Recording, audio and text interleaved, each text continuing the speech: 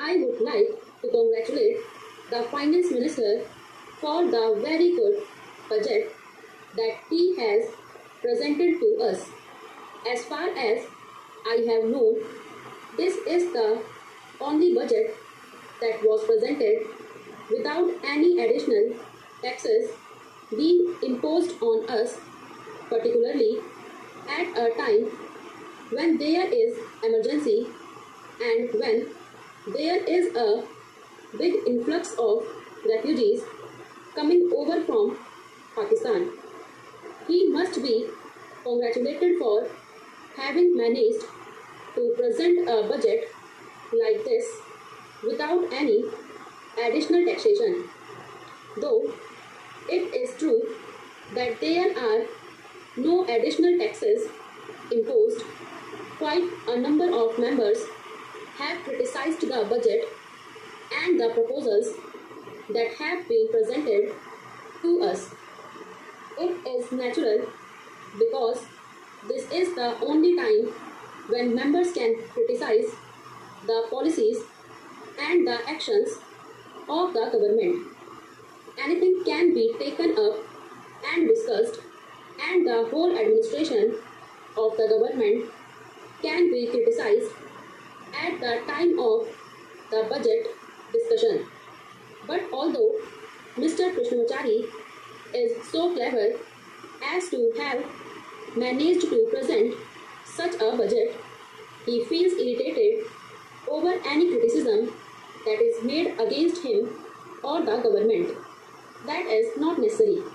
It is natural and it is the duty of the members to place before the House and before the government all their grievances and also give the necessary suggestions to the government to improve the administration and to remove the defects, if any. So, it is really not necessary that any member of the government should feel irritated. They are in a privileged position. They are in a position to rectify any mistake that may be there. So, they must take this criticism in a sporting way and consider it an opportunity for them to know the mind of the public and welcome such a criticism. Now, for any country, the basic necessities are food, clothing and shelter. The main criticism during this discussion was that some of the taxes that were imposed last time were not withdrawn. Generally, such a thing is not done. It is true that even ordinary people, the poorer sections of the community, have to pay heavily by way of indirect taxes, and it is quite a hardship on them. But the finance minister's defense was that even if these indirect taxes were withdrawn, not much benefit would go to the public because the business people would appropriate them in the form of profits and in many other ways. We are willing to pay any number of taxes because, after all, people will have to pay to the government to carry on the administration and to face any problem that the country has to face. But the rise in prices is something that is really making the people nervous. It is almost killing the people. The taxes do not matter. It is only once a year that the taxes have to be paid, but the high prices for the various articles have to be paid every hour almost in the day, and that is what people really mind. Something has to be done about it. Some sort of reply was given, but it was not convincing. We are not clear in our mind as to what exactly the government intends to do to bring down the prices. This is the most important thing, and this is the only thing that a greater section of the people is interested in. They would really be happy if something is done about it.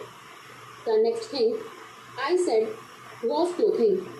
Even though so many textile mills are coming into existence and huge profits are being made by the millionaires, the price of clothes is still high.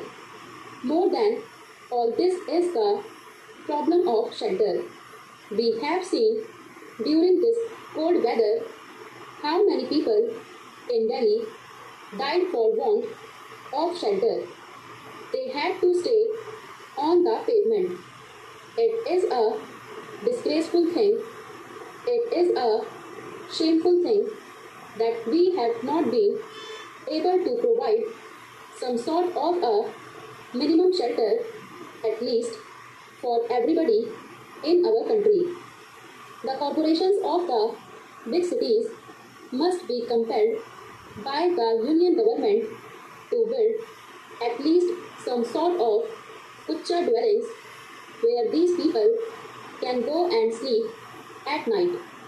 Some cheap structures can be put up. We find from the papers that the government are thinking of providing loans for building houses or for purchase of land for construction of buildings and all that. But where is land available? They ask fabulous prices for land, particularly in Delhi, Mumbai, and other big cities. Some solution has to be thought of to eliminate this kind of hardship. The next thing is education. I am very glad to say that the present education minister has taken up his work very seriously in all earnestness and is trying to bring about a lot of changes for the better. In many states, they have introduced compulsory primary education and elementary education, and they have also made it free for girls without having to pay any fees. They can study up to high schools.